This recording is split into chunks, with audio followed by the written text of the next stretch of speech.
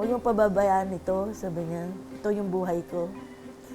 Dito na ako tumanda, sabi ni Nanay Luz. Sabi ko, Mami, sige, itutuloy namin.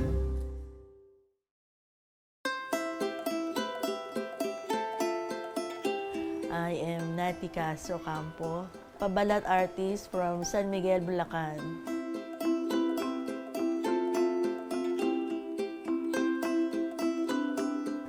Ang pabalat ay isang uri ng pambalot ng candy. Ito po ay isang sining na mula sa San Miguel at sa Malolos na karaniwan pong ginagawa ito ng mga kababaihan tuwing hapon, walang ginagawa.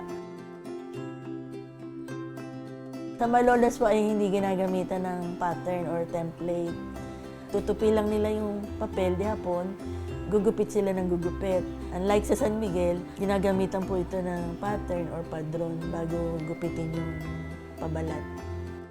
Ang pastillas po ng Bulacan ay naiiba sa lahat ng pastillas kasi ito ay ginagamitan ng sariwang gatas ng kalabaw at konting-konti lang po yung asukal. Ito po ay matagal iniluluto sa kawa hanggang sa lumapot.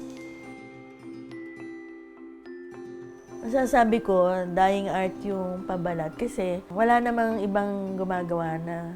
Hindi na siya tinuturo sa schools. Yung iba naman, hindi matyagang gumawa.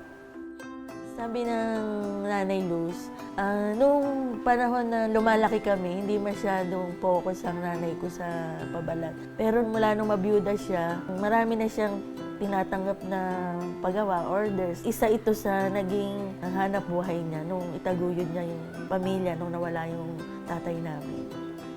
Natutunan ko naman yung paggawa ng pabalat, siguro mga siya noon, 88 years old siya noon. Nag-start ako mag-practice niya nasa 52 ako. Pero lagi ako reject sa ginagawa ko. So, hindi ako tumigil hanggang hindi ko finish yung gawa ko. Yung mga designs ni Mami, inspirasyon niya doon yung una niyang ginawa, yung bahay kubo. Ang bahay kubo kasi nagre-represent ng Pilipino. Kasi hindi ba yung una nating bahay kubo, yung mga traditional na house. Tapos yung naging inspirasyon niya man, yung nagbabayo. Nagpa-pound ng rice, yung babae, naka Maria Clara. Tapos yung iba, halaman, bulaklak. Basta nakakita siya ng maganda sa mata niya or nature na magandang tingnan. Nagagawa niya yun na sketch.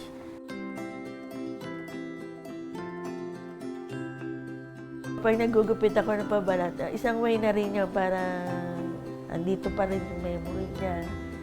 So kami naman, di man namin maligitan, mapatayan lang namin yung gawa niya.